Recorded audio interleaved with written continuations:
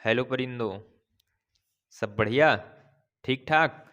चलिए, आप लोगों की डिमांड पर कह रहे थे सर इम्पोर्टेंट्स रचनाएं बता दीजिए, रचनाकार बता दीजिए जो पूछी जाती हैं।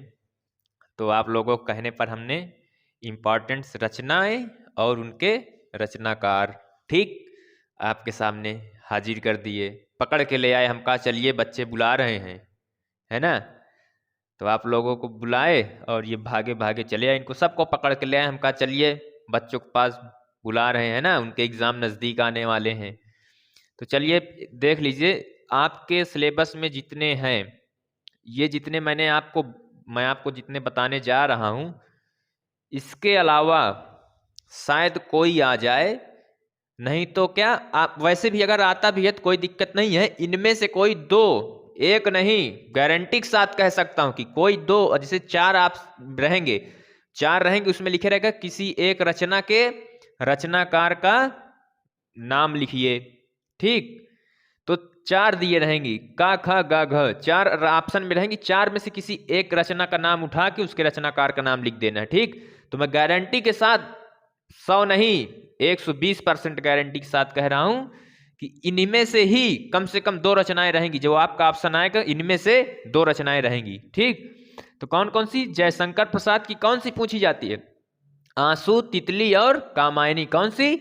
आंसू, तितली और कामायनी।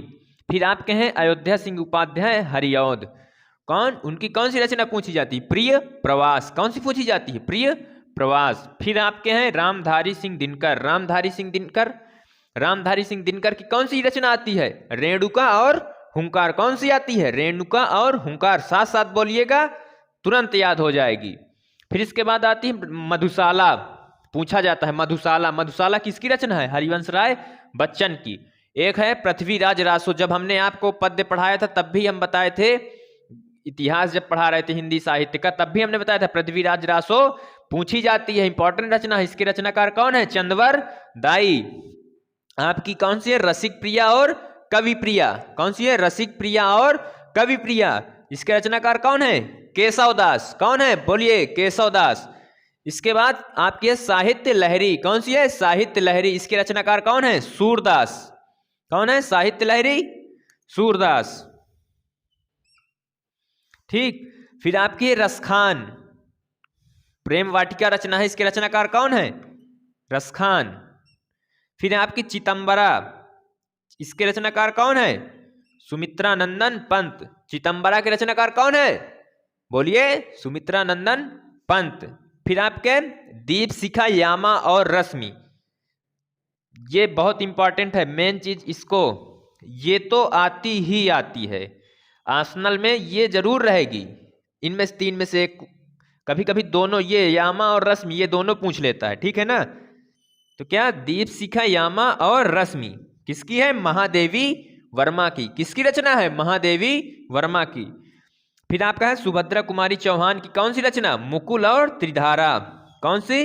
मुकुल और त्रिधारा, ये भी बहुत इंपॉर्टेंट है। और मैथिली शरण गुप्त की पंचवटी। कौन सी? पंचवटी, भारत भारती और यशोधरा। कौन सी? पंचवटी, भारत भारती और यशोधरा। तो क्या इन सारी रचनाओं को, बस इससे ज्यादा आपको पढ़ना सभी है, क्योंकि इससे ही काम जीवन चलने वाला नहीं है। अगर आपको कहीं ऐसे क्षेत्र में जाना है कि जहां हिंदी पूछी जाएगी, तो वहां रचनाएं पूछी जाएंगी, तो वहां इन्हीं से काम नहीं चल जाएगा, और बहुत सारी हैं। तो क्या, लेकिन आप बोर्ड एग्जाम में, चाहे हाई स्कूल का हो या इंटर का हो, इसमें से, इतने में से रचनाएं पूछी जाती हैं। हाई स्कूल में तो इससे अलावा कुछ पूछेगा ही नहीं। ठीक है ना। तो एकदम बेहतर तरीके से पढ़ लीजिएगा। ठीक, चलिए बहुत बहुत धन्यवाद। और वीडियो को शेयर कर दीजिए, सब्सक्राइब कर लीजिए चैनल को, ताकि कुछ भी छूटने ना पाए। सारा इंपॉर्टेंट आपको बताऊंगा मैं। ठीक है ना।